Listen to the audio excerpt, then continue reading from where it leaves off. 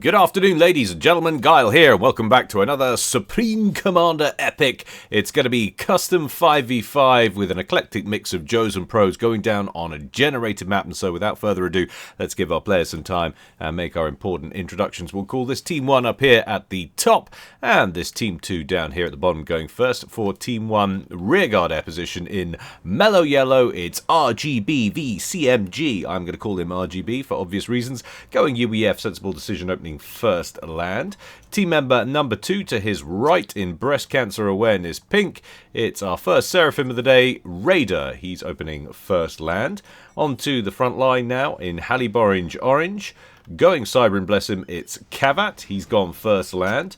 To his left, holding up the center for Team 1 in Spetsnaz green, it's another Seraphim. It's Mr. Shu. And he is opening first land also. And last but not least, down here at the bottom left, holding the left flank, another Cybrin. It's the winner of this week's award for name that's least likely to inspire confidence. I will rage quit. Hopefully that is an amusing anecdote and not a preemptive display of what he's going to do in this game. Anyway, he's going first land in electric blue. So there we have it. Racial makeup of Team 1 is 2 Cybrin, 2 Seraphim, a UEF. So yeah, that makes 5. Well done, Gal. Let's check out Team 2 now down here at the bottom right to begin with in Hallyborange orange. Another Cybrin, it's Babel. He's gone first land. To his left in burgundy red, another UEF, it's Nasimka. He's gone first land. Bottom left and holding up the left flank for Team 2, it's Ankeleros. He's going Seraphim, opening first land in Ferrari red. On to the front line, over here in lurid green, another Cybrin, sensing a bit of a Cybrin-y theme here today. It's Xbox, he's gone first land, and last but not least, in combat green to the far right, leaving his base already, it's Literal. He has gone UEF, opening first land. Racial makeup there of Team 2 comprising of 2 UEF, 2 Cybrin, and a Seraphim. Is that exactly the same makeup as Team 1? It's pretty similar, that's for sure. No Aeons today. Apologies if that's your race of choice. Go and take your smelly religion elsewhere if you'd be so kind.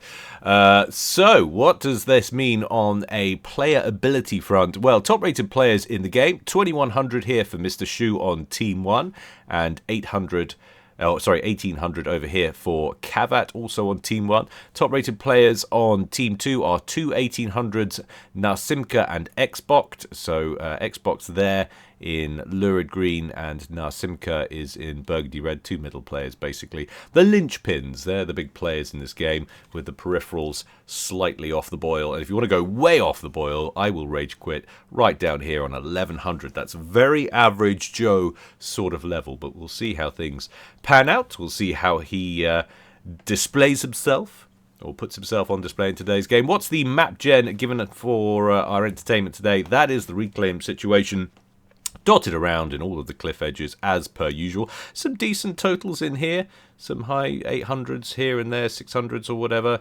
Dotted around here, 300s, 200s. So something for our players to get their teeth into. And of course in all of these valley sections and indeed on some of these plateaus we have a couple of mass points dotted around. But these valley floors over here, these basins if you will, they're the real payoffs. If you can get over the midway point and hold that territory, that should be quite a significant income boost for you and or your team. A little bit of a civilian section over here, but it's all non-offensive civilian infrastructure. It looks like they were thinking of putting some protective structures in place, but then thought better of it. So no defensive turrets for our players to overwhelm. They can just get on there and start reclaiming. So what have we got so far? It all looks pretty even on the mass front, as you'd expect inside 5 minutes, and our players just casually expanding outside of their bases. ACUs making their way in towards the main basin areas, and Kelados moving up to this position. Mr. Shu coming up to meet him. That might be a little bit of a ability mismatch. Mr. Shu, as we've said, 2100 and Kelados 1300. So far, the 1100 Joeiness of Rage Quit is moving south towards that bottom left-hand corner. So could possibly leave Mr. Shu to fight over this basin all by his lonesome, getting double-teamed by Nasimka and Enkelados. What's happening over here in the top right? Well, Literal has moved out of his base. We saw him on the move during the introductions. He's setting up a forward outpost over here.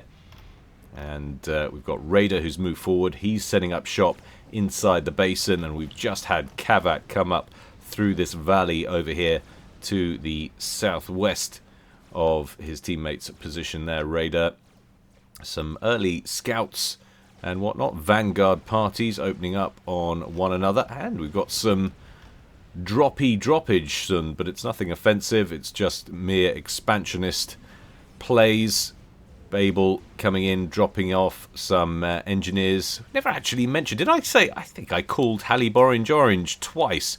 Because, no, excuse me, Babel rocking the very unfashionable fecal brown. Or maybe I didn't say his colour at all. But there he is down here. Poo-coloured and exporting his poo about the map. There we go. Anyway, he's gone for this little plateau here. Drop one engineer off, so all of that reclaim should belong to him. And there's a good 1,000 or so mass in pebbles to be scooped on that, so that's not a terrible idea. Our first upgrades are underway. T2 upgrade on the way for Mr. Shu. 56% done there. And over here, a stealth upgrade on the way for Kavat. 45% complete there. So it looks like Team 1 getting a little bit of the jump start on the upgrade front underway. Nice little push here from Rage Quit.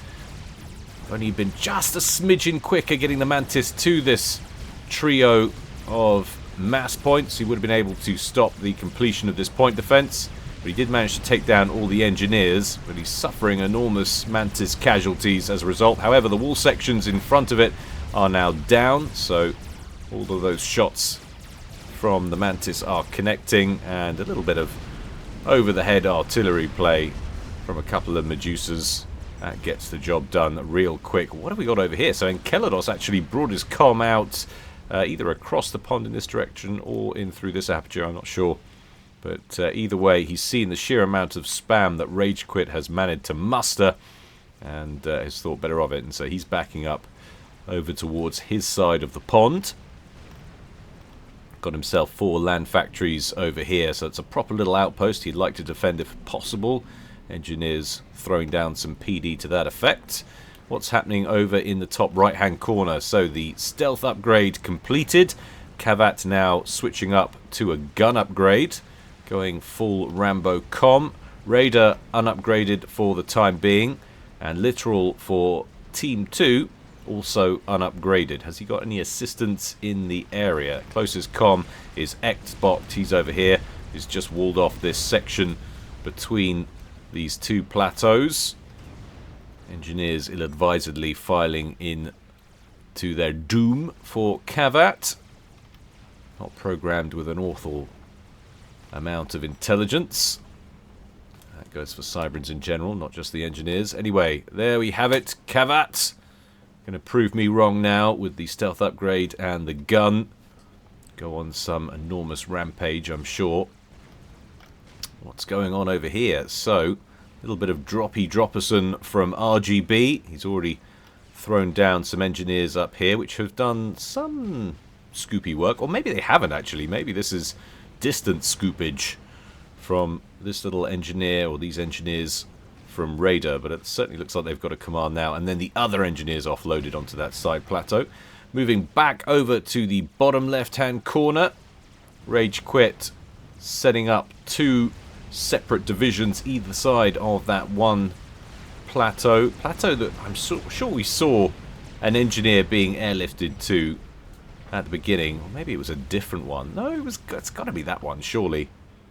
Can't remember who it was now. Was it it might have been Babel. I think it was Babel. But it's interesting because I can't see an engineer wreck anywhere. Maybe he got killed off near the edge and one of these extra NGs loitering in the area managed to hoover it up. What's going on over here? More droppage coming in from Team 2, and this is an offensive drop by the looks of things. Couple of inties buzzing around, almost gets the takedown, but those tanks and artillery offloaded before the transport is eventually dealt with. And there are plenty of defensive forces in the area, so not much will come of that little drop. Comms finally getting closer to each other. Literal now has a couple of upgrades to his name. He was blank a moment ago when we last took a look, but now he has nano repair and gun, going up against gun and stealth. But the stealth not serving him well enough at the moment. Literal with a solid bead on his opponent here. And of course that extra UEF hit point advantage going to be serving him well in this encounter, but he decides not to push his luck, which is fair enough. Kavat backing up away anyway in the direction of his teammate.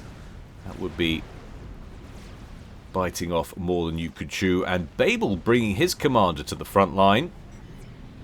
Also with a bunch of build capacity setting up shop just behind his inbound comm here. So Team 2 with 2 comms in this bottom left hand corner, potentially facing off against Team 1's weakest player over here. That could be a seriously tilted area of the battlefield in favour of Team 2, unless Rage Quit gets some assistance. Mr. Shu and Narsimka, 2 of the top rated players in the game, facing off against each other, and Raider coming in to test Literal's chassis. He's got a T2 engineering suite on board and a gun upgrade with that rate of fire bonus. But he's taking a lot of damage from Literal here while he thins out the inbound T1 spam. Raider down to 8,000 hit points. Literal, of course, taking no damage here at all. He's on 13,200. A lot of backup spam coming in from Kavat and some coming in for Raider also. But Literal playing it pretty aggressive here as we move on towards the 12-minute mark. 15 kills to his name. 782 points of mass killed. Raider now drawing more fire. He's sub 8,000. On about 7,200, and Literal on full health, parked right next to him. Kavat is going to have to come in to assist, and Xbox showing up from the south. This has suddenly gone very, very badly indeed for Raider. Nice blocking tactic there from Literal, slows his progress, but Raider into the red on 2,500 hit points and falling fast. Xbox and Literal closing in. We're going to get our first ejection here at 12.5 minutes. Boom! It's Raider out of the game. Team 1 go a man down. And can Kavat get out of this danger now, as it's now a 2v1 situation going in the opposite direction. Kavat and Raider had the advantage in this area for a while, but the arrival of Xbox really did tip the balance very sharply. Xbox with just a single upgrade, its gun. Kavat and Xbox trading blows. Kavat on 3,400, Xbox on 2,700.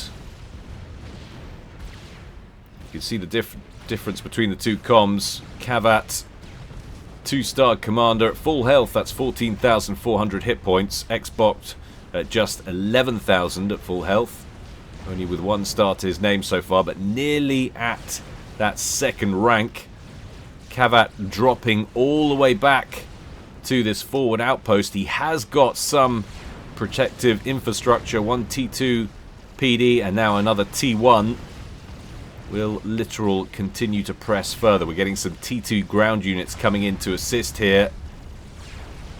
Kavat still looking very low on health. Literal rocks up. He's decided to take down the point defense. Nice little overcharge finishes the job. Kavat has got a 36 hit point, a 2nd regen. And now he's airlifting T3 bricks to the front line. That's a massive upgrade in firepower. He looks like he's become the beneficiary of Raider's stuff. Now sporting Cybran and Seraphim tech. Excuse me. It's that time of year. I will try not to cough and splutter throughout the cast, but it might be tricky.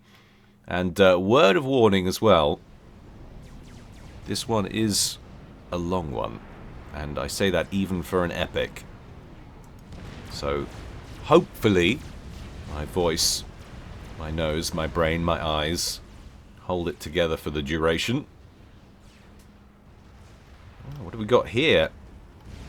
Little bit of Viper mobile missile play on the edge of this little peninsula. Or peninsula, sorry, plateau. Strategically placed zapper dealing with that. So what's happening on the plateaus in general? Well, Xbox in fucking... It's sounding like I'm saying Xbox, but I'm not. It is Xbox. But he's in full command of that central large plateau. He's also got a presence over here in the center of their bases. And Kelados on the move in the southwest. He's got a gun upgrade. You can see the rate of fire very apparent. Using it to bully this T1 spam of Rage Quit, who has dropped back over here. Got a single unupgraded shield gen to hide beneath. And he's got the T2 engineering suite on board that commander as well. Probably wants to affix some more defenses, as it looks like Enceladus is getting aggressive. The good news for him, though, is that Babel has withdrawn, so he's not going to be facing a 2v1 situation. Team 1 want to get a handle on this plateau situation. I like the targeting here. There's a deceiver that's probably making life difficult for unit discovery. You can see them vanishing into the fog of war there, despite the fact that there is radar coverage in this area. Has to maintain visual reference until they get that deceiver out of play. Saucy little sirens and their hidiness. T3 air in play from Babel, bringing whaler gunships to the front line. That's an interesting addition. Where are we in air cover from RGB?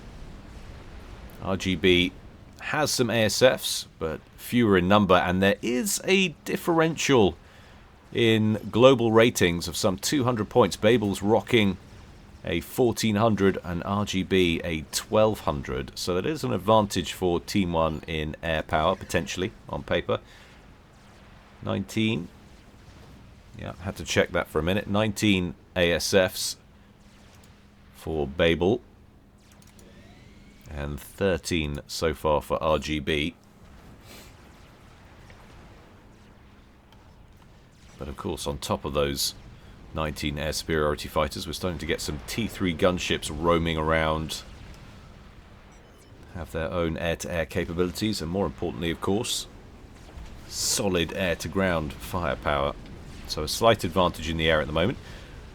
Pressure petering out in the very bottom left, but over here to the central basin, Mr. Shu's forward outpost has made contact with the enemy, and we've got a combination of Titans and Percivals, along with a whole merry band of T2. Oh, and even a Demolisher in there, some artillery. Probably wants to drop that back until this outpost has been dealt with. Little mobile shield generator providing last-ditch coverage for these structures, but Mr. Shu thinking that doesn't look great. Doesn't look great at all. Percival's in this position, starting to surround this commander, or rather units in general. The Percivals are still a measure away, but they only take a couple of them to deal the damage. Wow! Mr. Shu, 2100, caught out by a Percival rush from Narsimka. Ouch! Team 1, 2 men down. And not only that, it's 2 of their pros. They've only got 1 remaining in the game. That's Kavat, 1800. They've lost to 1600 in Raider. And their top player, Mr. Shu. And we're not even at the 20-minute mark yet. Ouch. There's a long way back from this point for Team 1. Gonna have to make some adjustments.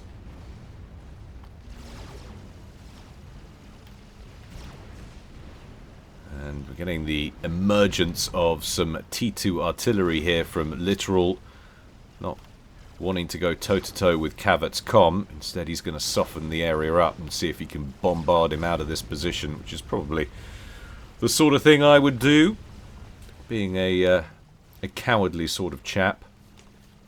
Not one to get stuck in. I would rather lob things at range. Nano repair on the way for Enceladus. And we've got a RAS upgrade on the way for Babel. And let's just take a look at the eco situation generally. Team 1 are up in terms of total mass by fair old margin. They're up about 30k. And they're also slightly, ever so slightly up. Oh, they were. Goodness me, that is fluctuating wildly. Well, it's pretty neck and neck. Hard to tell exactly who's where because the totals are moving so rapidly. No doubt, in no small part, due to reclaim income. But it is it's pretty close, shall we say. We will check back in a little while. Let's have a little look at kill-loss ratios to see who's been doing the best. Well, Enceladus has been doing very nicely in the bottom left-hand corner. He's positive, 1.1 kill-loss ratio. And Cavat up here, who's been holding the front line for a while now, he's doing pretty well on 1.42. But RGB, look at that, 2.53 air player for Team 1. Hasn't lost much. But that's probably because he hasn't thrown an awful lot into the fight yet. And it has to be said, I think he's still behind in air production. 32 ASFs and for him. And Babel, what have we got? 20. Or maybe he's just had a really good air engage, which we've missed because I've been jabbering on. And maybe that's what's done it. Where have they come from? Oh, is that the leftovers? So is that the leftovers from Mr. Shu's demise, and they just waltzed all the way up here and are now attacking the rear of Rage Quit, his base? Well, yeah, let's not do too much of that, because he is likely to leave, quite possibly. No more of that, thank you. Target somebody else. Bricks being airdropped in for local security. I better get a wriggle on, otherwise that Percival is just going to move elsewhere and cause more problems. But how much damage has that caused, I wonder? I didn't see where Rage Quit was on Eco before that little attack, but he's lost. I'm assuming these were at least T2 mexes, but since we've got a T3, some of these might have been T3 also. So he's lost a decent amount of mass income there. Currently pulling in 105. And Team 2 actually up by about 200 mass, something like that. So that has had some impact. Also Team 2 expanding nicely. And now Cavat managed to reposition those bricks, cutting off the escape route. And Percival should go down. There we go. There we go. Very, very nicely done. How are these Clink Hammers getting on?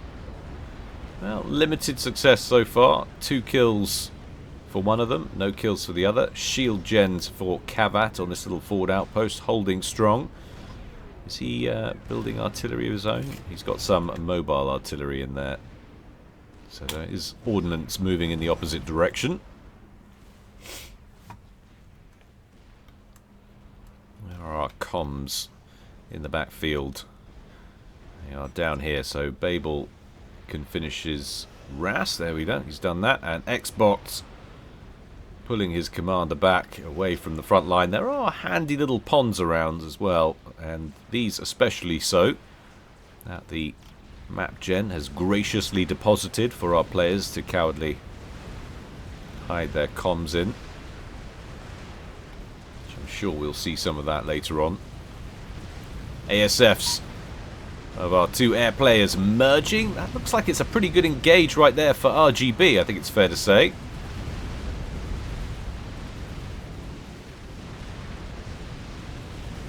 going to be close? Not really. No, he's going to emerge with a decent number of extra fighters. So that initial advantage that looked like Team 2 had early doors, not sustaining into the mid-game.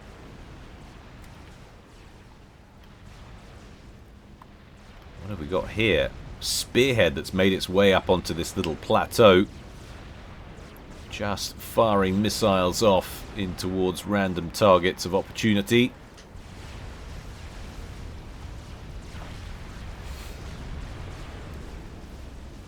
Lots of clink hammers going on down here. So it's turned into a very static mid-game, except for a solid attack which has suddenly kicked off in the bottom left-hand corner. Rage Quit looking to break this position. And to his credit, he's massed a decent little number of bricks here. Enceladus withdrawing from that pond. And Enceladus was actually having aspirations of T2 Navy, parking some cruisers and destroyers in here to properly oust Rage Quit from the edge of this pond. But I don't think it looks like he's going to be able to keep it at this rate. Well, maybe he is. Not quite enough bricks to do the job. Sniper bots and point defenses in the rear, forming just enough of a barrier to slow that little attack down. Nicely done. 78% done on that upgrade towards T2 Navy, but that takes a lot of eco to then start pumping vessels out. And there's another large quantity of bricks. These ones were involved in that last attack, as you can tell by their peaky nature, but all the rest of these are green across the board, and they can just pop out through here and hit this position. But I hear the pitter-patter of very large mechanical assault bot feet, or rather the distinctive plasma pew-pew of its massive tool. Onward it goes, and that forward position there of Narsimka, with which he launched the attack that took out Mr. Shu, that's just been obliterated by that Athoto, which is still in very good nick. See, I mentioned the static nature of the game, and the curse of the commentator comes in, and suddenly it's no longer static. Big old attack underway over here. Will this outpost remain intact? It has got a couple of Ravagers. But sniper bots in the rear, bricks up front. Back in on the bottom left-hand corner. Oh, it was working on some destroyers, I think, but the pesky torpedoes on the bricks en masse are going to take that down. Enceladus hastily erecting T1 PD on the shoreline behind it. It's only going to get one or two of those up at most before these bricks make it back onto shore. We've got four siege tanks, sorry, and a bunch of T2 PD down here. But the bricks pack such a wallop, and there's so many of them. Look at that. What's going to be their priority targets? Surely the tanks, and then the defenses, and then the factories. Yeah, that's the order of business. PD's dropping at an alarming rate. A massacre of engineers. And then the factories will be next. And that's a sad day for Enceladus. He'd had a nice little quad of T3 factories here, and look how many bricks are still operational. Yeah, they've taken a battering. There's still a lot of firepower. In fact, he's continuing to push on. He's ignoring the factories. Is he trying to make a play for Enceladus's commander here? Enceladus in full retreat. Wisely turning around. Let's make sure of these production facilities so that they don't just carry on producing siege tanks behind us. Another fresh wave of bricks. Rage Quit's really pumping these out. He's getting a decent amount of firepower together on the ground, which is impressive considering he's almost short stacking the field. The only one underproducing him at the moment is Enceladus. He's on 175 mass per tick. Rage Quit on 181. They might actually have less access to mass generally than the rest of the field. Well, Enceladus certainly does now, since he's just lost his forward bases and access to what looks like at first glance 1, 2, 3, 4, 5, 6 mass points. Bricks now making contact with the comm, but it looks like they might ignore the comm and just go and take out the base. That's probably the best possible play at this point. A fat boy coming in from the north from Nasimka, but it's not going to be enough to save Enceladus' base, and he just looks like he's stopped in exasperation. All he can do is sit back and watch the end of his main base. Sad times for him. Monkey Lord also coming in from Xbox, but it's not going to be able to prevent what's coming. Enceladus bringing his commander into the fight, probably because he knows it's all over anyway. Actually, Experimentals will take the edge off with that. I mean, I probably wouldn't be advancing on these bricks down here. He won't have access to overcharge. He's only got some 7,000 HP, and just look at the hit points tumble once the bricks target him. Bosh! Team 1 level the game, almost on the nose of 30 minutes. It is now a... No, not quite. Sorry, we're talking level the game. Guile, you're talking balls. It is still very much a 3v4, but they'll be happy to take that scout nonetheless, even though it is only their weakest player on paper. 1300. What have we got here? Xbox has pushed up through this open door. We have got this outpost, but nothing in the way of point defense protecting this little aperture, so Xbox managed to get 6 assault bots in through it. Now they are harassing the main base of Rage Quit. Also, what's happening over here? Solid breakthrough. I feel like we need to just keep an eye on these two situations. We have had some broadswords scramble to deal with this, so we're not going to get too much more damage inflicted on Rage Quit's base, I don't think. And now we've got 2 spider bots on the Ethota. Northern spider bot survived with just 8,000 hit points, although there's plenty of other units in here which might finish it off, but the southern one looking very healthy indeed still. Those bricks finally dealt with, but again, a couple more mass points taken out. Rage Quit. Actually, his eco has grown since last time we checked in on it. He's on 208 now. We can go back to single screen and watch these Monkey Lords chase away the remnants of that last attack from Kavat.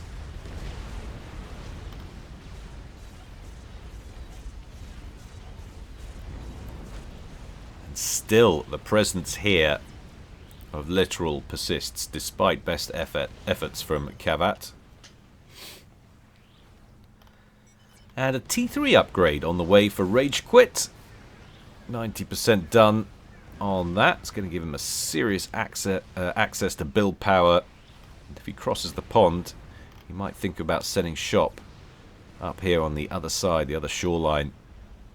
As long as he can deal with some inbound experimental issues, of course.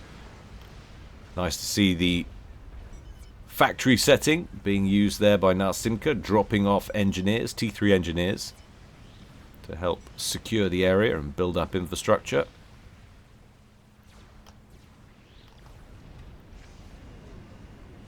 Broadswords for RGB. Heading back, let's have another check-in on air power. 67 fighters in play for RGB on Team 1. And what have we got over here? 25 for Babel on Team 2. RGB faring pretty well so far, I think it's fair to say. We've also got assorted T1 and T2 air power from Kavat, who's got a decent number of Corsairs. No, not the fighter bombers. Well, he is running 2 factions, so you can't blame me for that one. I mean, I'm sure some of you will, and that's fine. I'm desperate for your attention, so I'll let it go. Ethota boldly marching forward once again to assault this forward outpost. How much mass is on the field up here? 14k there, some 400s, 100s, 800s.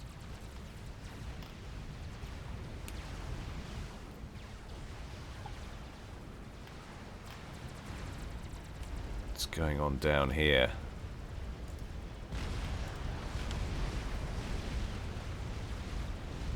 Can I just check something? Excuse me while I check. Yeah, just checking the audio mixer settings. Making sure the game volume's coming through for you all right. Let me know in the comments if it is. And while you're down there, smash the old like button. Does wonders for the retention of what's left of my hairline.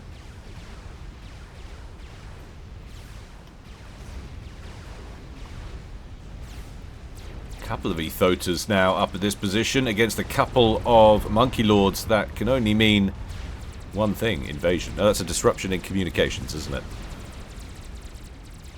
That can only mean the destruction of this forward outpost, and I think Literal knows it. No point in trying to hang on to that. You just don't have the firepower. Two damaged Monkey Lords versus one partially damaged Ethota and a fresh one. That is not enough muscle required to save that installation. Best bet, withdraw and join the inbound megalith. That should be enough to turn the tide of this little encounter. Now, is Kavat going to make a play and try and secure this? I think that might be premature, but he might not know. Depends how well scouted the area has been. Lot of bricks sheltering under the waves in the bottom left-hand corner for Rage Quit. Neither side down here making a solid move to try and secure this position. It is hard with the location of this pond being where it is. What have we got in the main base as well? We have a nuke launcher, which is in play for RGB, so standoff phase of the game about to kick off. Nuke launcher ready, and that first nuke is about 60 to 65% complete. Do we have any nuclear ordnance on the other side of the field, or for that matter any artillery?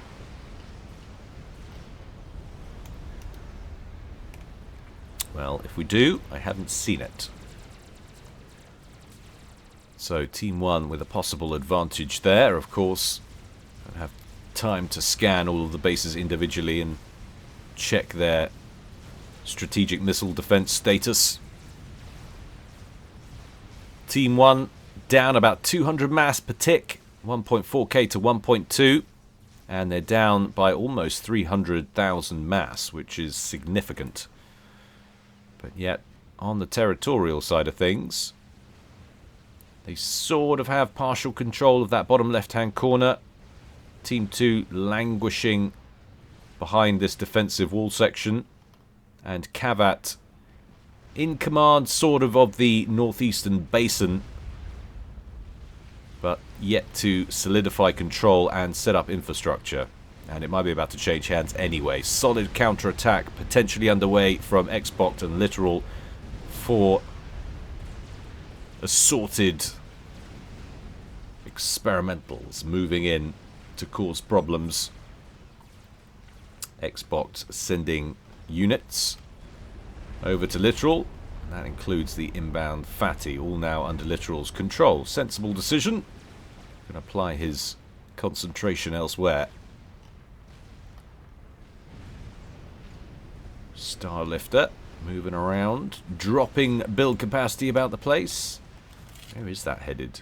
Oh, interesting. We have an incursion attempt here. This base, which since the beginning of the game has been under Team 2's control, and more specifically it's been Xbox primarily, although you can see we have some presence here from Babel now and from Narsimka.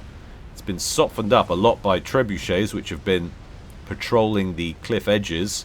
They've also been receiving counterfire by the looks of things. A couple of Southerners down here which are getting beats from where exactly? There we go. Trebuchet just at the fringe of shield coverage, firing counter ordnance, and I like this mobile shield coverage giving them some protection finally. But RGB has build capacity in place, and if he's going to get up going a base, he needs to get a wriggle on with that. But checking out the bottom left-hand corner now, the bricks have emerged from their watery hiding spot, and they've teamed up with an inbound Monkey Lord. But these wall sections are well placed, slowing down and impeding the progress of the bricks. Monkey Lord does tear a hole in that, but that's with its demise. I think Nasimka might have just bought himself enough room to pull those experimentals out, whilst one unit of T3 build capacity back here is spamming up the ever intimidating Ravager point defense. So, I wouldn't call that a failed attack, but it's certainly a muted attack. However, the wall section is breached, so a future attack might be a little easier. Gunships moving to the south there from RGB, who's just fired his first nuke, which is heading up over here, I think, to the northeastern basin. Is he going after the experimentals? It seems like it's on the right tack. Overshooting if it is. Oh, he's going to get himself 2 bricks. 2 bricks and a small Bedouin encampment in the desert who never hurt anybody. Tragic. Monkey Lord. Where did they go? Where on earth? Fat Boy and the Monkey Lord. It's not these two. They're still. They must have come up through here. We've got another Fat Boy that's moving in this direction. And now these experimentals and these bricks are just spaffing torpedoes at each other.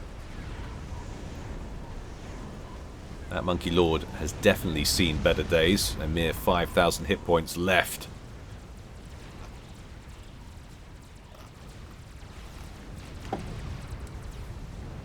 But the Monkey Lords have had a severe beatdown. They've managed to bag themselves an Ithota. But there are now 4 Ithotas here. Literal, who's pulling in 483, is going up against Kavat, who is pulling in, of course, on multiple bases, a whopping 802 mass per tick. And for the time being, that's where he's applying most of his pressure. So it's going to be hard for Literal to compete here. He's going to need some serious support, either from the air player Babel at the back or from Xbox, who's handling the center. What's Xbox pulling in? Xbox pulling in 360. Literal is pulling in 500, so he is pulling in the most of anyone on his team. Large group of whalers in the area. Looks like they might actually have a pop at 1 or 2 of these Ithotas. There is a very badly damaged one at the back. Is that priority target? It should be. Makes it under shield coverage. Only to pop out again ill-advisedly. Should have stayed right where you are, sir. Oh dear. But the shield goes down anyway. And now the Ion Storm is going to wreak havoc in this whole area. Probably worth the amount of whalers that just got wasted. Oh, well, he's lost all of them, has he? I don't know. Ooh, nice volley or 2 there from the Cougars surrounding that megalith.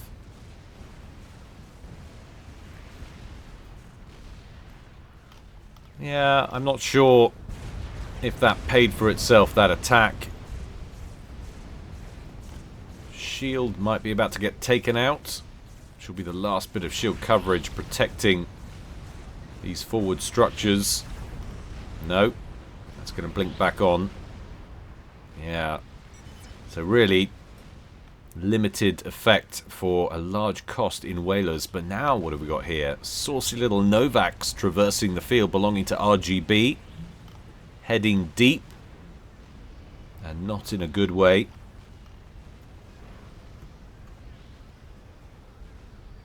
Narsimka working on a Duke, so our players are moving towards T3 artillery phase. How long towards the next nuke? Oh, next nuke out from somewhere else. RGB, while we're looking at it, is close to getting his second nuke out, but the second nuke to be launched on the field actually coming from Kavat. And is that going to be applied to this position? Most likely allowing him to reclaim the northeastern basin. Is the fat boy going to die? Our survey says absolutely. Down that goes, and surely it's time for a counter-attack on the ground. Engineers scooping up a ton of mass. How much mass is up here? That's 32,000 mass. Sorry, 40,000 mass in this little section. That's probably all going to go to Kavat, who, quite frankly, is already bossing it on reclaim. Babel is the only one who's ahead of him on or near to him, sorry, on 75. Xbox, I suppose, actually is on 74 also.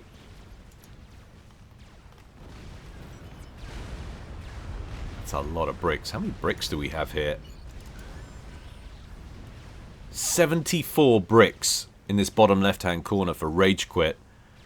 That is a mass cost of almost 100,000 mass, at 93,000 mass.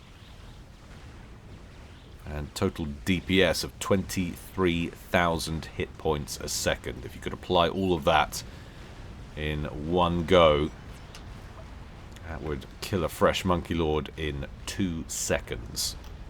It's a lot of damage.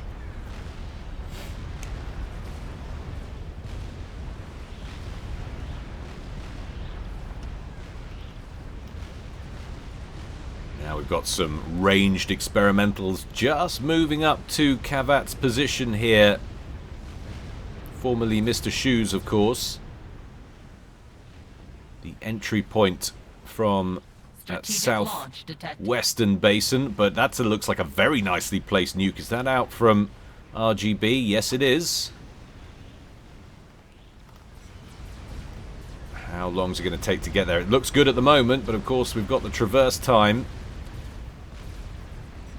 And what decision-making process... Oh, this is a very confusing set of maneuvers, which is slowing up his motion here. Nuke is going to appear any minute. There it is. Might bag the Fat Boys and a bunch of bricks. Fat Boys might be safe. No, it gets both of them. If he just moved it up a little bit further, could have bagged a Monkey Lord or two as well into the mix. But still, you've got to be happy with that. Big old attack that was underway, threatening Kavat's southern base. Now well and truly dealt with, and the rest of those units turning tail and run under inbound artillery fire. In fact, that megalith, a mere 12,000 hit points remaining. Certainly seen better days. Down to 9,000 with the next volley of artillery. And speaking of artillery, we have exchanges underway in both directions, I believe. So we've got inbound Seraphim artillery fire from Team 1 targeting Babel. And Babel's base, well, shall we say partially shielded is generous. Lot of open real estate here for this artillery to capitalize on. And when it does,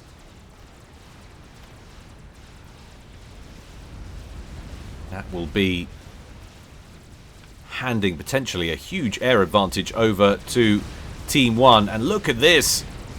Literal in retreat here. In literal retreat. Megaliths backing up. They're pretty healthy, though. Oh, Ravager's going up. That Ithota's going to go down. That one's already gone down. That attack did not materialize as well as he would have liked. New artillery installation underway. 5,700 hit points complete out of 13,500. So Kavat will be able to double team whichever position he likes with two of his own artillery pieces. Duke that was under construction over here for Narsimka, still only about 2/3 done, if that. We got artillery underway for Xbox, or indeed for Littoral. This is looking dicey right now for Team 2, I won't lie. Rage quit with the stupendously large brick army, now up to 89 bricks if you include these stragglers back here, which we probably shouldn't. Let's just zoom in. There we go, 78, and a Monkey Lord into the mix for good measure.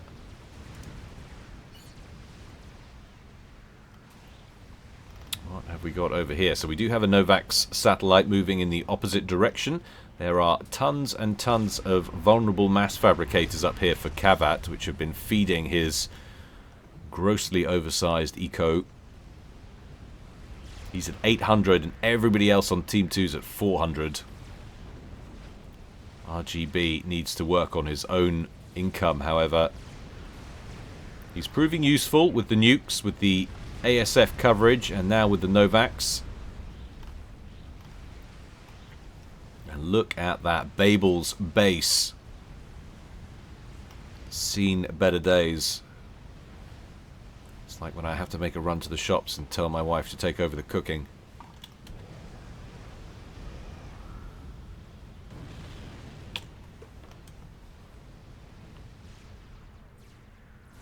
Or this, says Kavat, concerned about the emergence of some Novak satellites. Obviously, one of them targeting his mass fabs, although actually not going after the mass fabs at the moment. Spot targeting the mass extractors. Where's that come from? How has he got that in there? Saucy little drop from Narsimka, dropping off what looks like 3 Percivals. He must have gone right the way around, and he's dropped it right in here. That's absurd. So, at the very least, we're going to lose 1, 2, 3, 4, 5 T3 mexes here, I suspect, unless we're going to get some quick reaction from RGB with some gunships. But I don't actually think he's got any gunships. I haven't seen any being rocked around the map.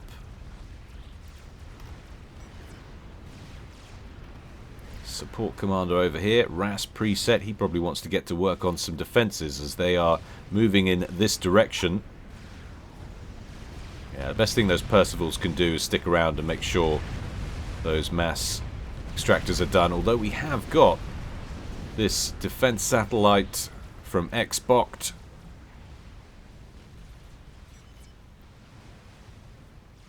That looks like a lot of inbound artillery. That second Hovertham, Seraphim T3 static artillery online for Kavat in that northern base, going after Littoral's main base. And if he can take out that Novak satellite, I'm sure RGB will breathe a sigh of relief, because it's currently hovering over the top of some of his mass extractors. The Percivals have split. 2 Continentals, excuse me, going after the northerly-most one, which is heading up towards RGV's base. RGV's Novak satellites targeting Narsimka now, who has managed to get a Duke up, and he's working on the second. Probably wouldn't be a bad idea for Kavat to go after that with his artillery.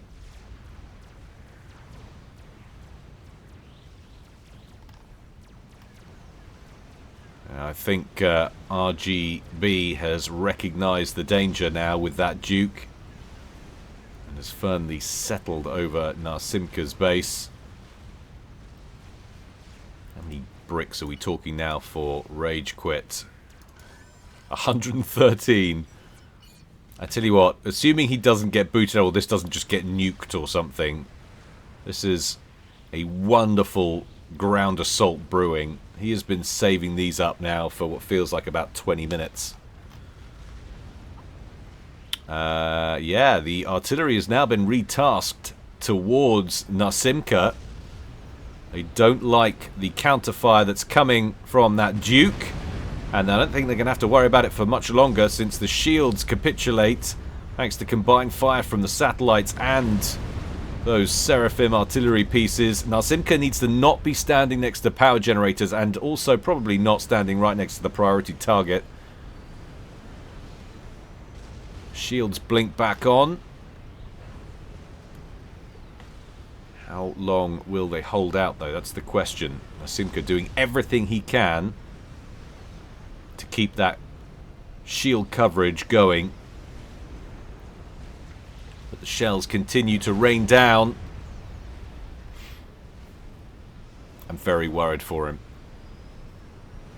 That reactor, 3,500 hit points left. That's what that Novak satellite is going for. He's standing right next to it. That's going to take a chunk of health off him. His shield has gone. The Duke has gone. He's wide open, and the artillery shells are still raining down. He's got 9,200 hit points left on his chassis, and all shield coverage is down.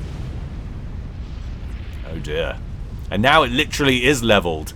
And Nasimka was one of their two top-rated players. They have one 1,800 player left in Xbox, and it is a 3v3. Team 1 still down slightly on mass production, 1.3k versus 1.4, although a sudden jump up there momentarily, up to 1.7k. Meanwhile, Xbox, with a counter-attack on the ground, has waltzed a Monkey Lord right up to the front door of one of Kavat's bases. Tons and tons of T2 point defense, but it's the crummy Cybran kind that does no damage, and so there's still some 30,000 hit points left on that Monkey Lord, who's in danger of breaking through here. That's a very nice TAC missile battery. I've noticed that.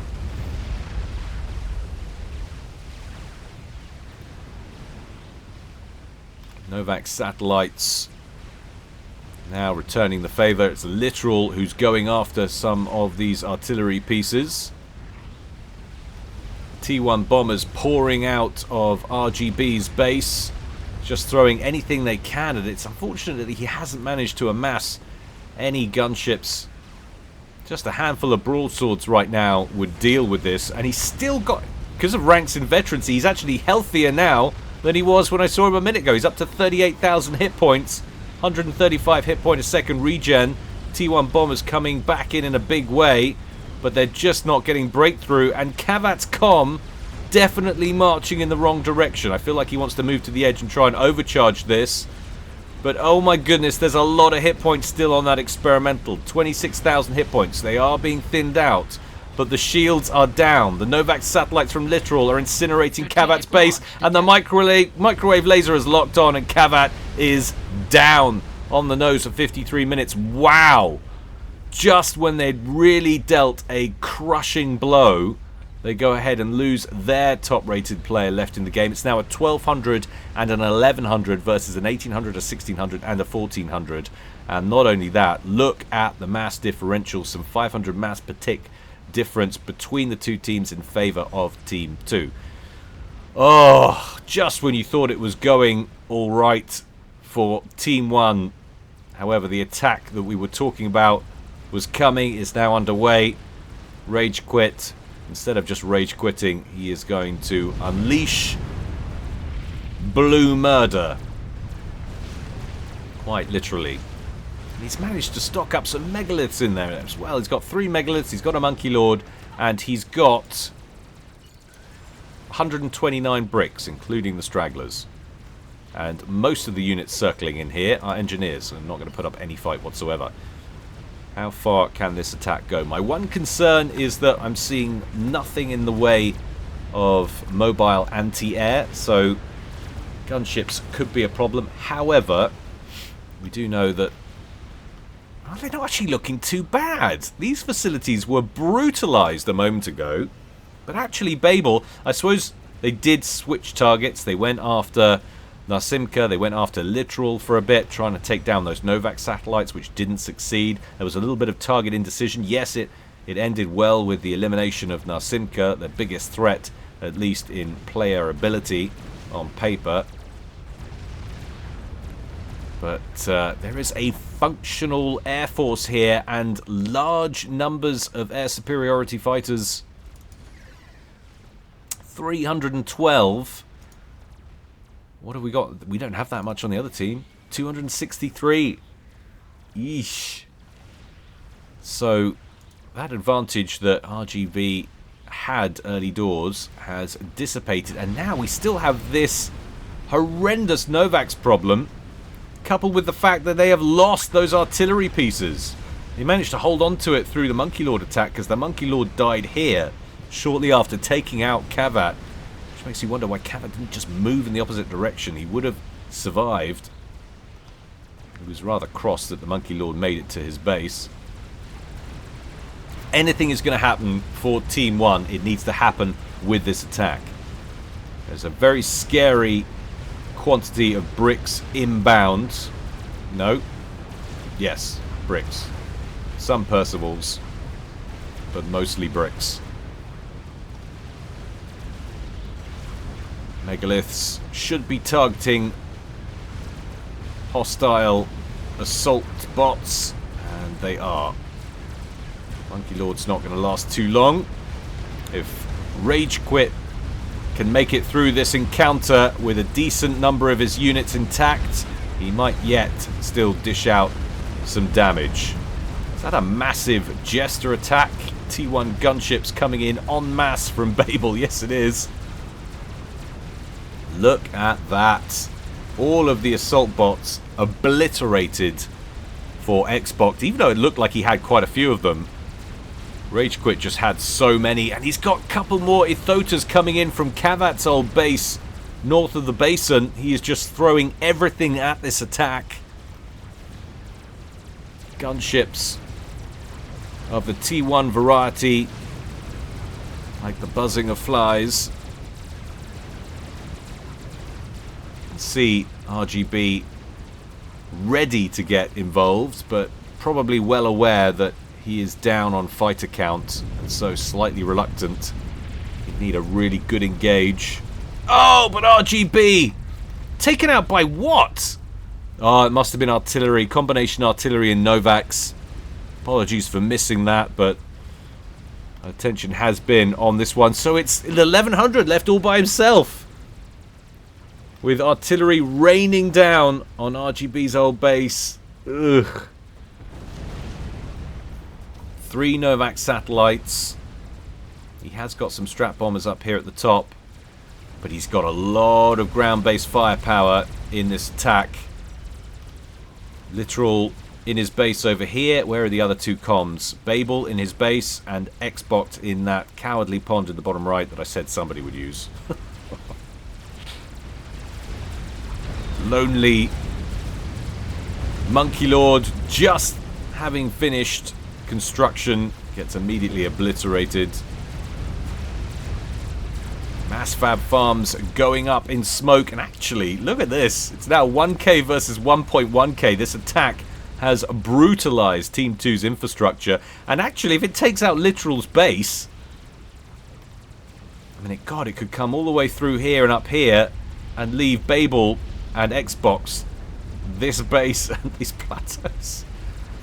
This game is wild as we close in on the 1 hour mark. There's still plenty of momentum in this attack. Megalith sat beneath shield coverage, but that shield coverage is depleting fast. There are some Ravagers under here, but not enough to stop this. P-Gen's going to go down. Chain reaction takes out that little grid. Ravagers getting toasted, and Novak satellites crucially getting taken out. 2 remain, heading south towards Rage Quit's main base, having dealt plenty of damage in the north. There are the 3 Novak satellites currently. 1 down. That's one of the ones over here. One of the new ones that's just been completed was hovering above. Second one down. That's cleared the Novak's attack over at the main base of Rage Quit. However, there's still artillery shells falling. chain reaction takes out the power grid. Literal's base is in literal ruin. But now we're seeing the emergence of some T3 gunships. Babel realizing he's got a serious advantage in the air. And in fact, there's been a big air fight, I think, but we've missed it. The fighters that would have been handed over to Rage Quit if it didn't already happen before RGB went down have been obliterated, leaving Team 2 with a massive air advantage. However, look at the eco situation because of this attack. And Babel's base in threat now as Megalith's turning up on the front door.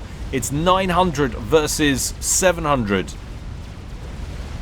In favor of Rage Quit on Team 1. Experimental storming in the front door now. One or two good chain reactions. And he will utterly cripple Babel's ability to produce aircraft going forward. The problem is that there's already a lot of aircraft on the field and there's no way at the moment for Rage Quit to deal with them. One megalith down in the south. Everything will now converge on the other. Hit points plummeting, but so are the number of reactors in the main base. Power generation for Babel at a whopping 43k still. Second megalith down. Another one coming in further back and another behind that. Sporadic shield coverage doing its very best to maintain the integrity of the base. Disrupt a T3 artillery vulnerable. That seems to be his focus. Get that out of commission with one more volley. There it goes.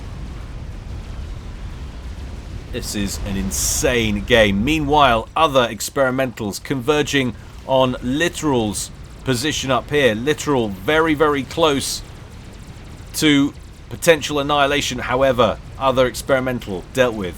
This one here on just 12,000 hit points, about to run out of health. There's still a lot of bricks in play, but once this megalith in the south is gone, I'm sure they will be next, or the next focus of all of these gunships. What a wonderful, wonderful ground assault this has been from our 1100 Rage Quit. Didn't quite manage to get that Ithota into that outpost base and let the Iron Storm finish it off. Literal hiding right there. Can he get these bricks up to this position? I don't know. There are more ground forces coming in, but he's got to diversify. He must get some kind of air coverage. He has lightning tanks and stuff kicking around over here, but not in the numbers that he really needs. Build capacity needs to be coming out to resurrect some of these resourcing options. You can see he is producing fighters, but this is where it gets really, really tough for an average Joe. The attention needs to be everywhere. APM needs to be through the roof, and that's a big ask after a 1 hour game. Sopcon head will firmly be settling in. There's a reason why lesson periods or lesson times around the world are of certain lengths. It's because the human mind struggles to concentrate for long periods of time, which is my excuse why I miss comm kills in the latter stages. Bricks are marching up towards Literal's position, but they are dropping in number very, very quickly after this attack. Many of them partially damaged already. So many T1 bombers, so many whalers, so many jesters. But just look at how diminished Team 2 is. Still lots of presence everywhere. 2 Ithotas here, third one on the way. Probably reluctant to just send it straight in against Literal because he's got no way to counter this air threat at the moment. I'm actually sorry we missed whatever air encounter went down to hand air so decisively over to Team 2, because that was actually pretty pivotal to this game. Who knows, maybe I will throw a little short in onto the YouTube channel tomorrow afterwards, see if we can catch what big fight that was. Let me know in the comment section if you've been interested in seeing that. But whatever it was pretty pivotal. Must have gone down maybe, I don't know, think RGB went down 55-ish minutes, something like that. So it must have gone down either just before that or just after.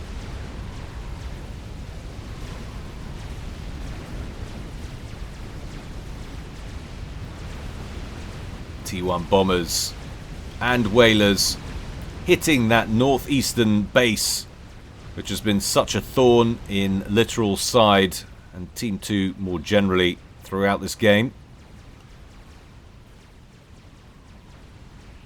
Focus eco clusters, says Littoral.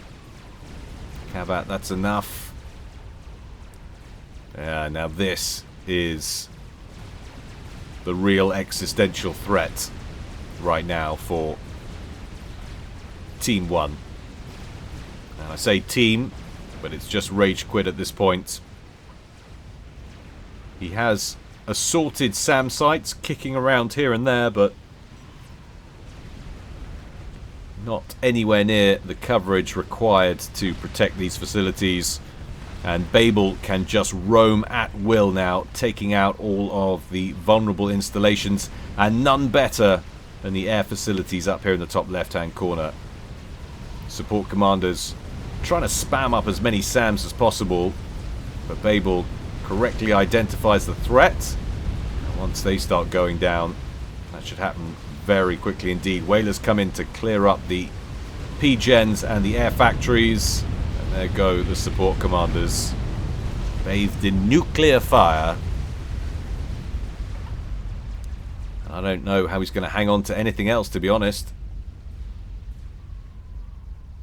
But it's a shame. Look, he's almost double, well, not quite double, but maybe 40% extra income from combined players on Team 2, but he's got no way to stop Babel at the moment.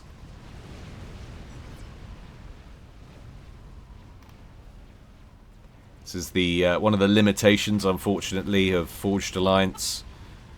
We would be able to just go back and scrub back on other RTSs with replay functions, rewind it at the end and see what happened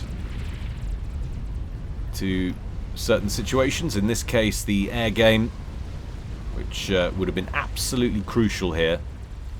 Like I say, I'll see if I can get a chance to throw up a short later.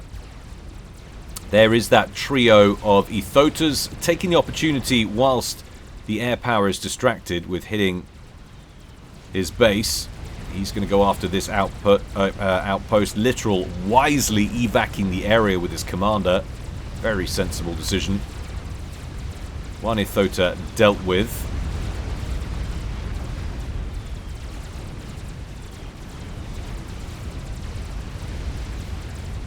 Down goes the perimeter monitoring station. All the Ravagers pretty much intact still, which is a slight issue. You want to deal with those. But really what he's doing here is he wants to try and chase down Littoral's comm.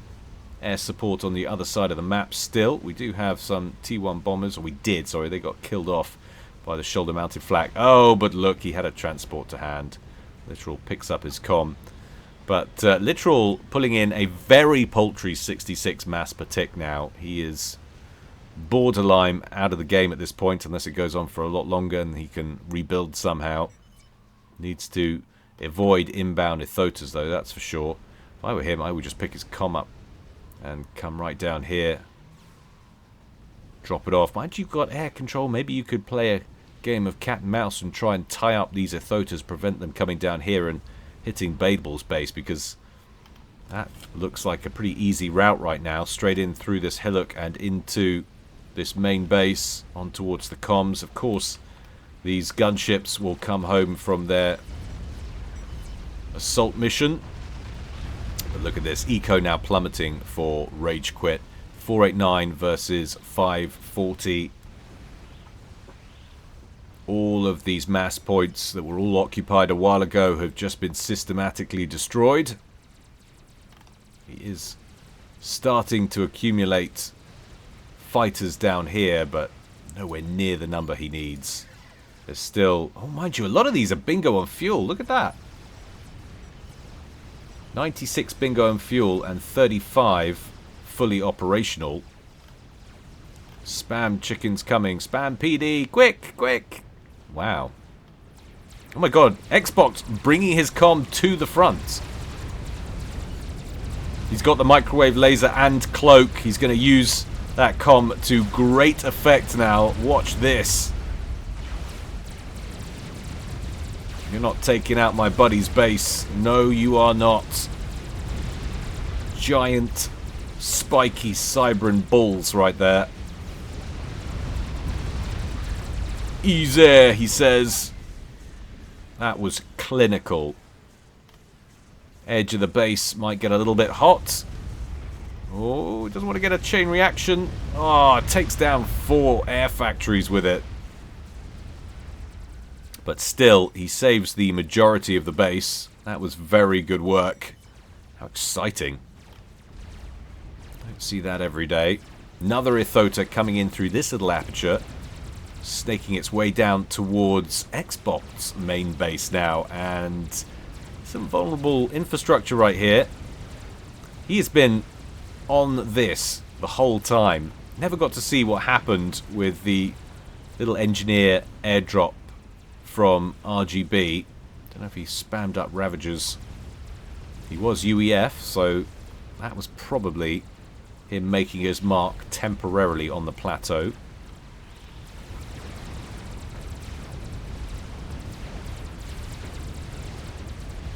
Thota really wanted to focus down that active Monkey Lord, going after the one that's under construction. Ion Storm might bag a few reactors here, though. Engineers right here, they just have to start a reclaim operation. They can prevent that Ion Storm from proccing, but they didn't manage to do it. Might get 1 or 2, or all of them. Is that all that's left of the fighter coverage for the time being? Whilst bricks are reassaulting the south, maybe this isn't completely over. Is that insane? It's neck and neck almost in terms of mass production. 308 to 366. Oh, it's fluctuating so wildly, it's hard to tell. Oh, that's not the engage he needs. Babel with a fantastic engage on Rage Quit, who might be rage quitting after that. Xbox with that painfully brilliant and ballsy cloaking Masercom.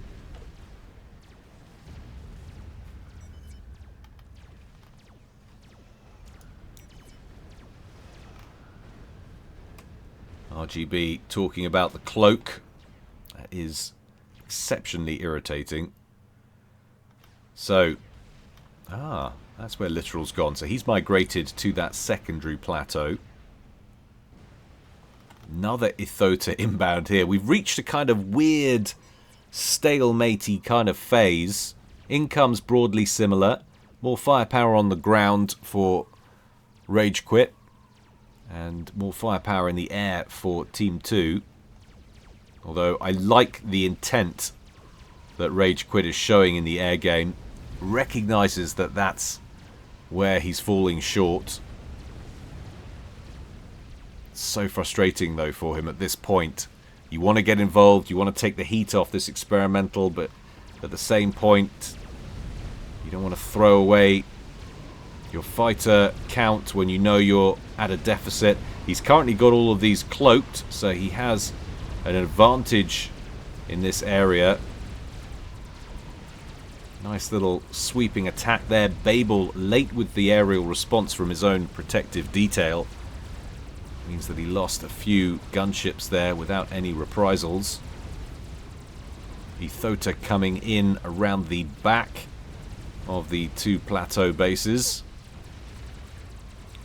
But how do they deal with the cloaky Masercom? You need spy plane coverage to turn up at just the right time. Needs a spy, the whole horde of spy planes in here just as this megalith is turning up, but of course we have the benefit of full vision.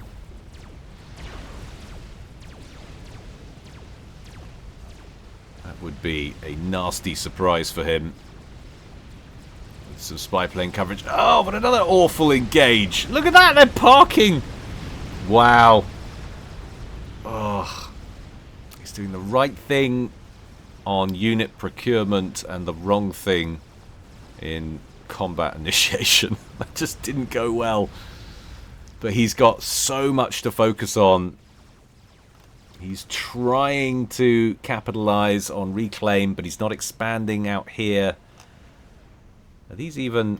These quantum gateways aren't even producing anything.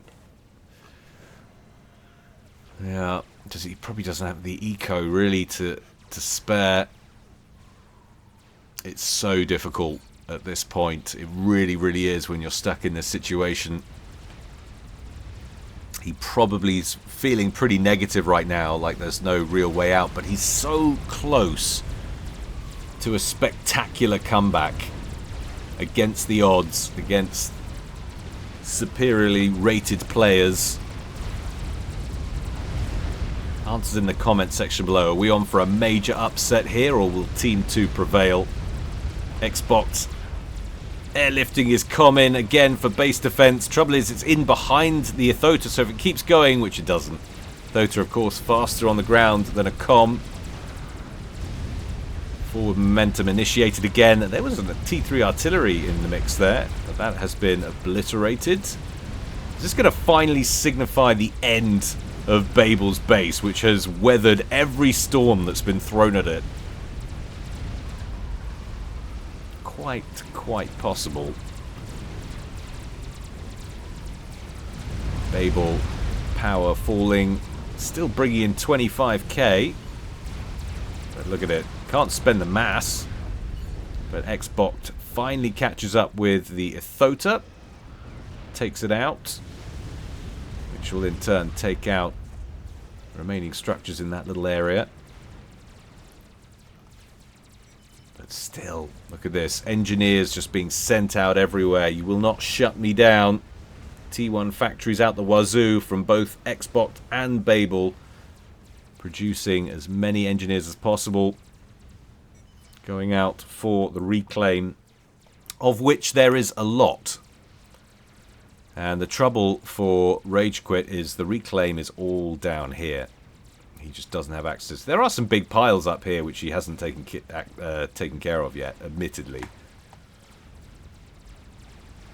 But he just can't get a critical mass of fighters together to overtake air.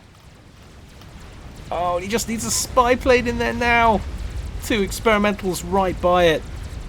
He just needs a little horde of spy planes waiting for this. He knows that Xbox is going to use this. He sees him now. Is that because of power? Is he just ground firing? I think he's ground firing. Yeah. Good attempt. But he needs spy planes. And he needs lots of them. He's got 2 down here. That could have taken him out of the equation right there. And with that out, how many experimentals would have shut down every single thing in this basin down here were it not for that commander? That commander's killed... Feels like it's killed like 6 or 7 experimentals which have been coming in with that express purpose. It's going to happen again. Oh, needs to be a little bit careful. Continental, though, is hardy. Not likely to be shot down by the paltry flak on the shoulders of those Ethotas. Gets in behind the lead one. The one coming in behind it is going to try and ground fire. He has to be very precise with this. But it's got 43,000 hit points on board that comm. You're just not going to get it done with ground firing. You're not going to be able to land enough hits. Second one coming in behind. Ion Storm. I reckon the Ion Storm... Does the Ion Storm affect cloaky units? Because it should. The target is still there. I think it took a little hit. Looks very much like it doesn't. Jip, if you're watching, Ion Storms should not ignore cloaked units. I demand it be changed. The object is still there. It's blatantly not proccing on him. That's a change that needs to happen. Let me know in the comment section below if you agree, guys. You're not out of phase with this universe. Nothing like that. The subject is there, and so therefore should draw the fire. Another ground attack from a horde of bricks. Look at the kill-loss ratios. 1.1 for Rage Quit compared to everybody else, which is below 1 on Team 2. For an 1100 player, everyone needs to give props to Rage Quit because he is playing his socks off here. He's just struggling. Yes, he's making a little bit of an error here with the spy planes, but it's so difficult when you're facing odds like this and you're scrambled. I'm very, very impressed with what I'm seeing. Xbox brought in, hoovering up the bricks once again. This comm. Mass killed 185,000 mass. This comm has killed. Fully 5-starred. He's only got 40 kills to his name, but so many of them have been experimentals. It's a lot of mass killage. Scout planes aren't going to get the job done. You need spy planes. I wonder if he even knows that, because that's what those planes were for, right? He's trying to get a bead on this commander. You need these two.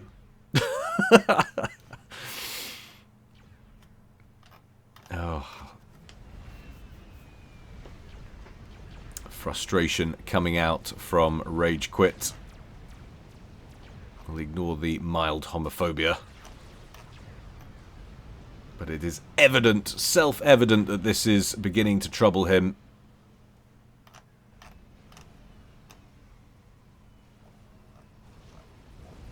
I mean, credit where credit's due.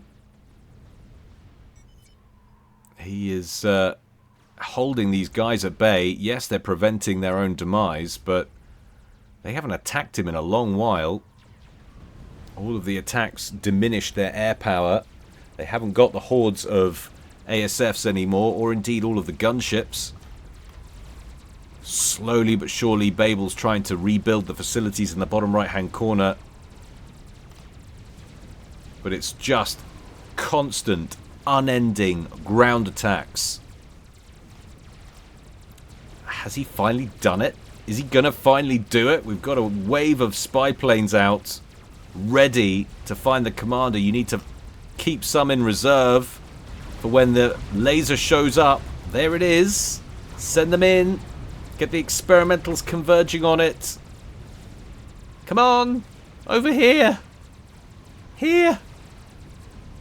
Or maybe he wants to wait for them to be drawn towards the megaliths.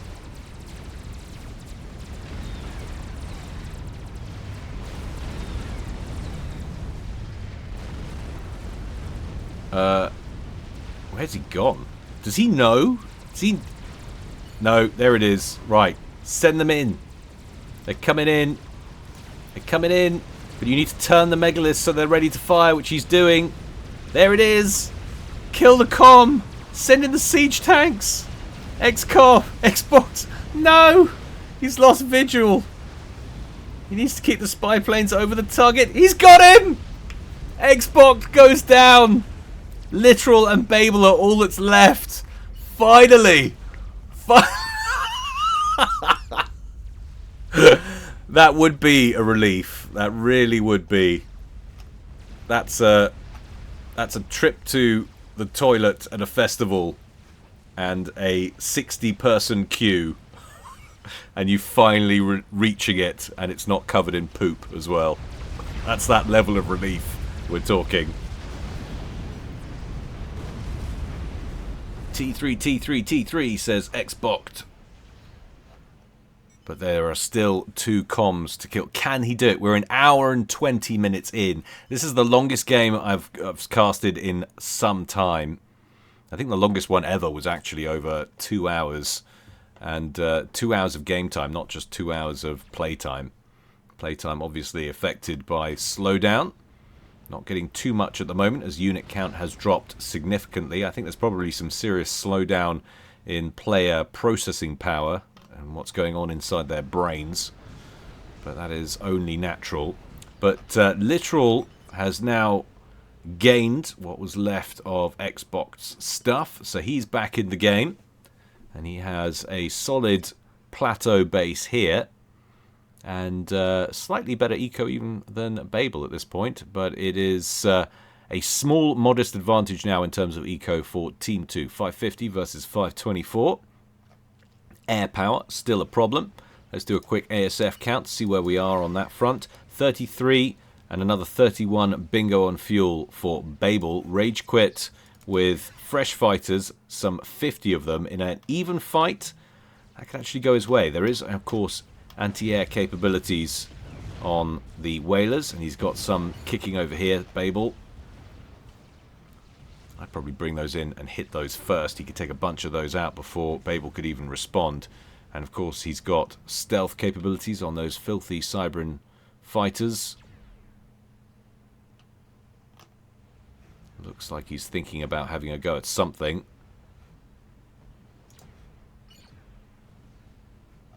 Look at the whopping visibility. He needs to deal with that. He probably doesn't even know that that's a factor. You can see it. And if you're at that level, even if you're not focusing on the icon, you can see that little thing, that, what you call it, when you fly over it, you can see the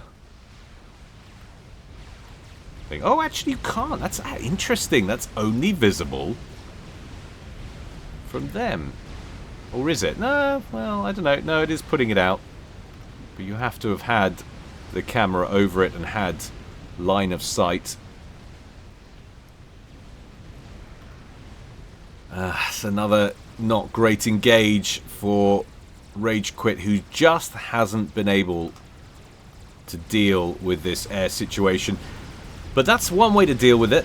Tons and tons of flak, lightning tanks, and the like, monkey lords pushing towards that southeastern corner now.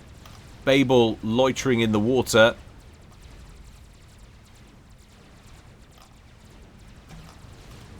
Wow, that is a lot of mech marines that either Literal has produced or Xbox did, and it's been handed over. We've also got some Percys in the mix and a damaged monkey lord, which they're going to want to think seriously about prioritizing and getting that out of the field. There it goes. Whalers brought in. Already all of the flak has been destroyed, and that is going to be a crucifixion of the remaining 3 experimentals for Rage Quit.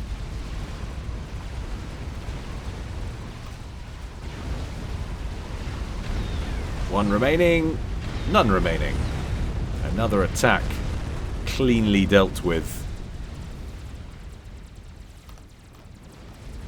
But 4 more Ithotas coming in from the north. He just doesn't let up. The attacks have been relentless. However, now there's a fat boy. Team 2 just starting to amass enough ground units now. It feels like finally they're beginning to recover from that massive attack that took out everything down here. Right after Rage Quit was left by his lonesome, he unleashed that, whatever it was, 130 bricks, 3 megaliths, 2 monkey lords, something like that, and it went all the way, tore out everything in this basin. But finally, it feels like Team 2 have created enough infrastructure, defensive infrastructure, ground-based units, that in conjunction with their air power, they can hold on to their main base territory. They've kept out a quad of Ithotas in pretty short succession. They took all of this out. And I sort of feel like Rage Quit might be running out of room. 2 more experimentals down here. Babel recognizes their vulnerabilities, sending in the whalers. Small, merry band of ASFs that wouldn't look small in any other game, but in an epic like this, that is a paltry number. Dispatched to intercept and then scared away by the escort detail. Oh, might be coming in for a counter-engage. Decided against it. Both Monkey Lords still alive. One, though, badly damaged on 9,800 hit points. Safely secreted beneath this pond.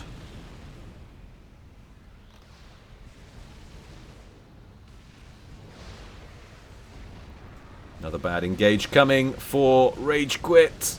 Oh, that's hideous. Absolutely hideous.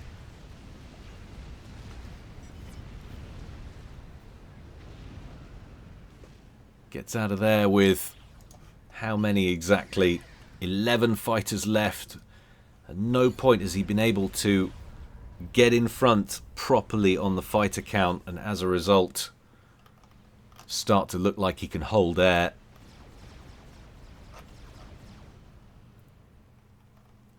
Torp bombers building down here. Maybe for a snipe attempt.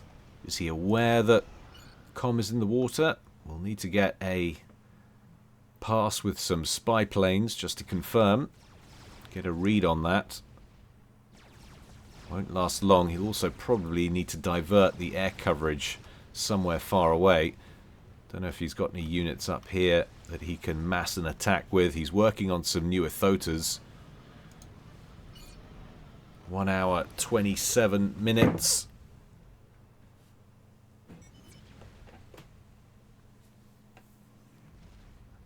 No sign of any real progress, except maybe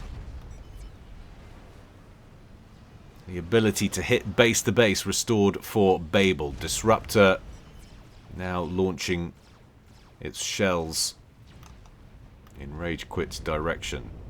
Is he going after units in the pond? Interesting decision. Doesn't want to start losing these. This is a nice little attack group here. Tons and tons of anti-air packed under shield coverage in this formation. This is probably not a bad shout. Preemptive softening from the T3 Disruptor. Monkey Lord's on the move from the pond, and Babel wastes absolutely no time in leaping on them. Spy planes out, presumably looking for Com in the bottom right hand corner, but it's never going to get there. They get annihilated. One Monkey Lord down, second one will fare no better. Ravager coverage being extended now down here, was just in full turtle mode here from Team 2.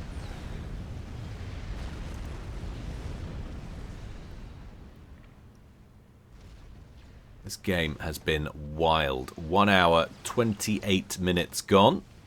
Soon to be 29, closing in on that 1.5 hour mark.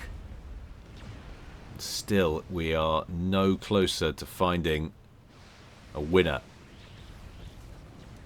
But that might be about to change. Huge quantities of whalers now inbound towards Rage Quit's main base. Has he been serious about air defenses? Looks like he wants to hit this corner outpost, which has been in play really since the beginning of the game. Rage Quit moved down here, set up shop on this base, and he hasn't been ousted from it once, I don't think. Shield gen taken out, but is he moving on to other pastures? Flak being brought as close to this group of gunships as he can make it, but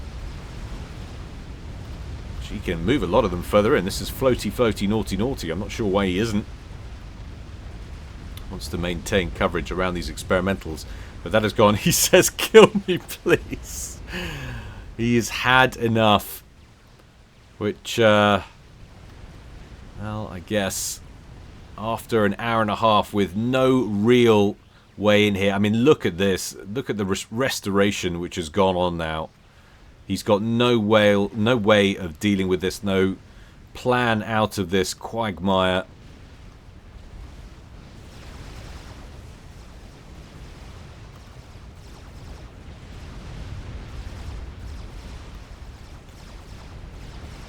Whalers.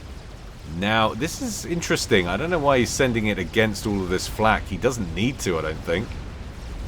Probably handle, I mean, well, maybe he doesn't want to lose track of these experimentals and be set back.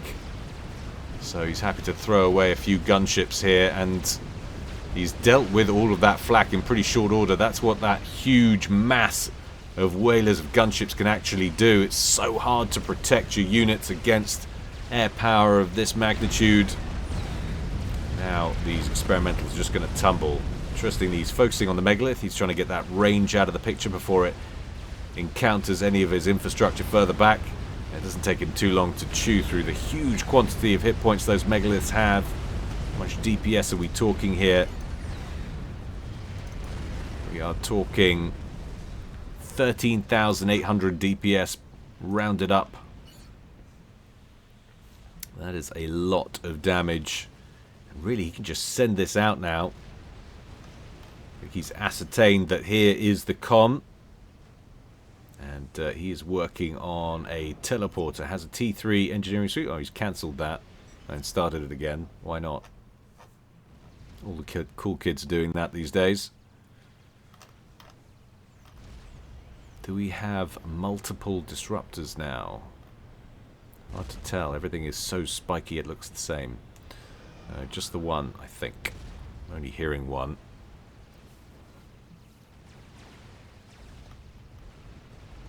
25% done on the teleporter. Where is Babel's comm? Babel's comm's over here. Is he going to get the maser up and running as well? Probably would need it. Where is Literal? There he is. Surrounded by clink hammers. Not the best defense. Couldn't hurt to get a few T1 PDs in place. You know you're dealing with a Cybran commander. Would have thought that would have been priority number one. Gunships now going around picking off everything, and Rage Quit actually pulling in nothing right now because he is bingo on power. So he's only pulling in about 100 mass, fluctuating between 60 to 100. Commander under attack. Actually taking damage under the water, I think, from those artillery shells which are focusing him, or focusing in on him in this fringe pond. 75% done on the teleporter. Getting repped up as well by his engineers. In this point, are they going to be helping with the upgrade or repping him up? I think they're helping with the upgrade because the repping up seems to be consistent with his 38 hit point a second regen and not significantly boosted. Although, I mean, he hasn't got the eco to do much of anything anyway. It's all going to be taken up by the upgrade. But look at this. This is a complete and utter annihilation underway. Death by Whaler. Babel on the rampage. Should be able to clean up just about everything. Upgrade almost complete. Babel has relocated back into the pond, so he's safe from microwave attack, but he knows that the comm is there, and so he's gone for the torpedo upgrade. The problem is with that is it's nowhere near as destructive. Yes, he'll be able to hit the comm, but it's going to take a long time to actually chew through Babel's hit points. Looks like he's going to have a pop at it anyway, and why not? He is done and dusted as it stands. Too many whalers on the field, and look at the attack that's coming his way in the south.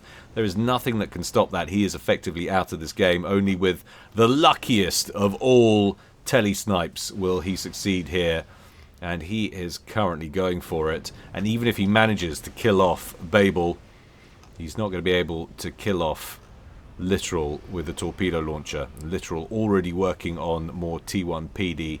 He's protected his SMD here. We've got Ravagers, so no tele-snipe attempt is going to work on him if he stays where he is. Taking him a long time to power up that teleporter. Look at that.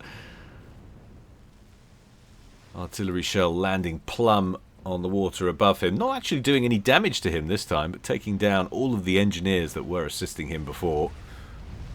We're up to 1 hour and 35 minutes, and you get the feeling we are finally closing in on a resolution.